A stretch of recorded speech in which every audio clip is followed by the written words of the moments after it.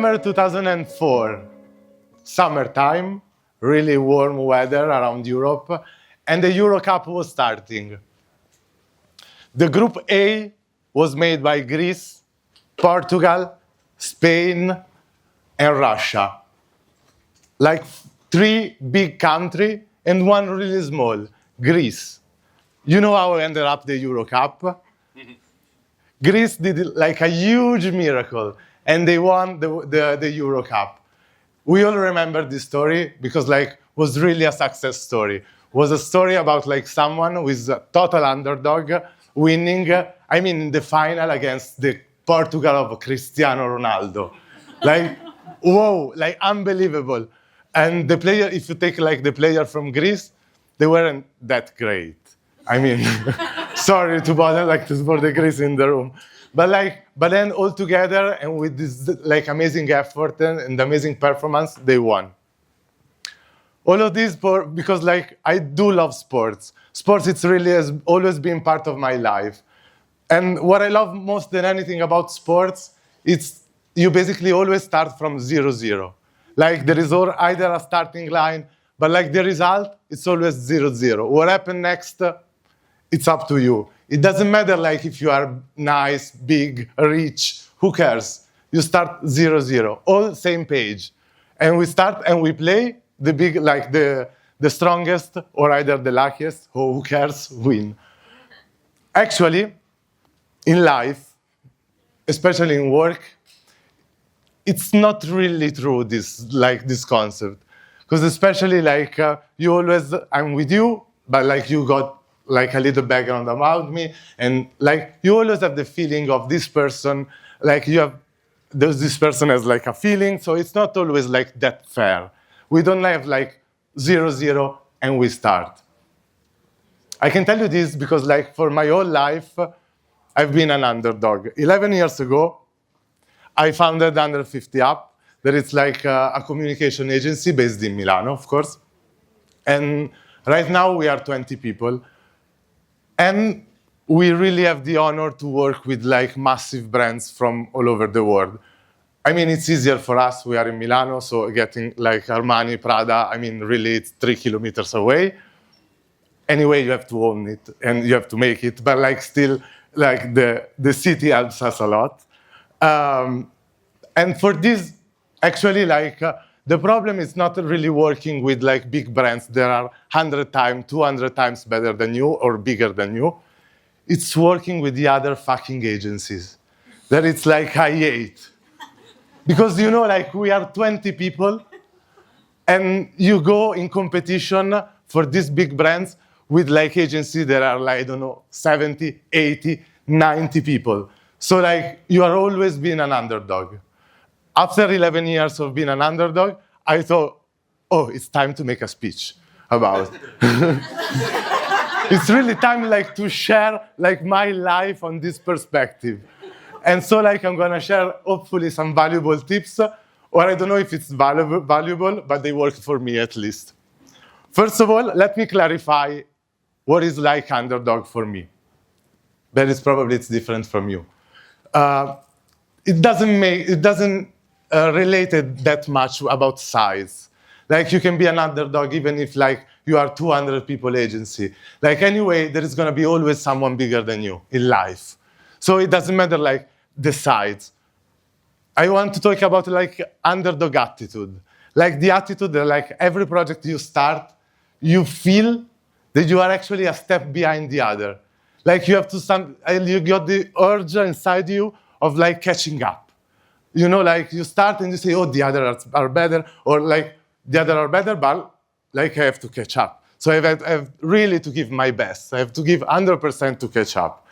And so it's like beyond size. It's really like something that you got inside you that you say, okay, let's do it better. Let's go and catch the first one. Because like I'm the smallest, but like I'm the strongest over here. And the second thing is one thing that I noticed. I've never been in a presentation of like one big company to a customer. It would be weird, even if it would be amazing. That's like, insider like this. No, but one thing that I really noticed is if you put yourself in the mindset of like being an underdog, being nothing comparing to the one in front of you, actually you leave aside yourself. And you start like to be more aware of the other people. You want to know more about the other. You want to know everything about like your customer. You want to know like what your customer eating for breakfast, because like next time you're going to bring her some orange juice, if they drink orange juice. Otherwise you will be weird. You know them, but you're not that smart, let's say.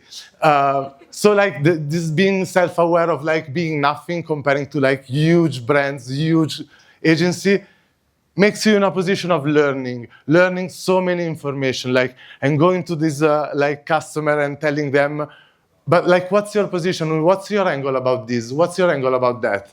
I mean, if you go to Armani and say, what's your angle about fashion? They all like look at you and say, okay, come on, like just like learn or study. And that is true, but like listen to people and get to know them, it's a totally different way. Because like, you know, the underdog, see a brand, see like a mountain, a target that seems really big. But then you start to going like next to it, and you know that big brands, big things are always step by step, meeting these people, meeting the other people, and they are all made like by people and connection. Another thing, like if you have like a mindset of an underdog, you lose. It's you get. It's like creativity all over.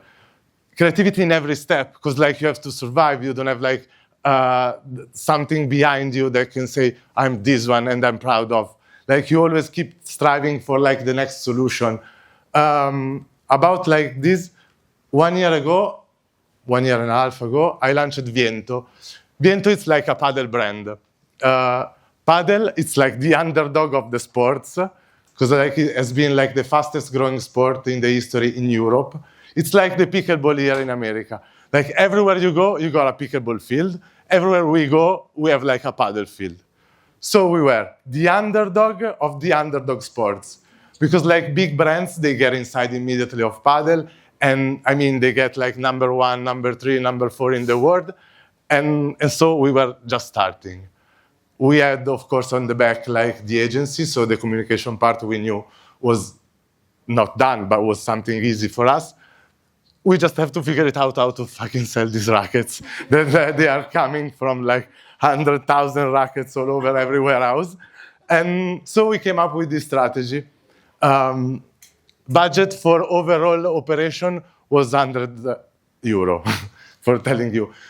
We came up with this strategy and we were making like meet every day, Google Meet, Zoom call every day, where like all the players can join. And we were talking about like our product, but most than anything, we were listening to them. So they were like telling, well, you know, like I'm a great player, even if they are not, but like everyone felt really strong in paddle, and this is like this. You know, I'm really strong and it's something for hit harder the ball. So you say, okay, we designed this racket that it's really light, but has like a sweet spot, and this is probably could be nice for you. Do you want to try? You have 30 days for try it, and then you can get it back. So like we invented up this strategy, and actually it's working really well. Now we have to scale it up, and we have no idea how to do it. But like be able like to listen and understand like the market and the possible solution actually help us a lot. Just because we had the idea of like the mindset of like be an underdog and be like a minions comparing to like huge brands and huge players. And the other thing that I learned, it's like pushing. The worst competition I lose in my life are the one that the customers say, you know, like, we expected more from you, like more pushing, more something like extravagant. Oh, probably extravagant, it's not the right, they didn't use this word. Anyway, forgive me. But like, and one thing, so I promise after I lose like one huge competition for Loro Piana that I still have it here, that was felt painful. So I promised myself, like, I don't really care. Like, we are 20 people and we can decide whatever we can do. Like, let's push all the time. Like, let's not making the customer say, like, just this. So let's try to push all the time. Always, we are a free people in a free country, in a free agency. So like, never regret not like to push that much. the people will love it. And actually, the people will expect it. Because like you are small, you have to be fresh, and you have always to give like some new perspective. So if you're an underdog and you're comparing like to giant, the giant can say, look at me, I did like so many things. In a tender, we always like push and give it to the customers so much. And how we do it is actually like, I love, like since the AI came, I feel like my agency is like, I don't know, 45 people, like 60 people. This is something unbelievable. Because like we don't use, we never, okay, we set some rules inside the studio about AI. Then we never release things to customer blue and with the AI done. So the AI, it's never our final output. It's always like a part of the process. But we lose some competition because like the other competitors could actually like go in a studio, hire a photographer and shot something before the competition has been assigned. We can't. We are always broke. So like we can invest time, but not this effort. Or either they call like these influential people to get into the presentation and say, oh, look, we're gonna go work together. We don't, nothing. We just have like ourselves, and now we have AI. So how do we use it? Every idea, everything we present, we visualize it with the AI. Before AI, actually the problem was going with references. So you go to Armani and you say, look Loro Piana what did. And they say, yeah, but I don't really care, like I'm Armani, come on. Like, or going to like another brand and you show them like some competitors' works. Because actually they were fitting the idea. I mean, they see the product that is similar, but of course, like it's not their product. It's just like a representation of an idea. So thanks to God, AI came. And what we are doing now for every pitch is actually like going deeper into like everything, like Crea, Midjourney, like everything together for be able to actually visualize our idea. And this is totally changed. So the customer can see how the final product will look, like what's our idea. So it's not just like theory, but they can see it, they can touch it. So they can actually see, I like it, stop. After all this effort, they just have to say, I like it. No, I'm joking. No, but like they can also say like, okay, but I understand what's in your mind. That's for us creative, it's already like a win. Because like visualizing idea is something, and visualizing idea really well, it's another kind of story. Lastly, like we all love the story of degrees. And like I stopped faking that like my agency was 400 people. I stopped it. I was starting. But like I stopped kind of immediately, I swear.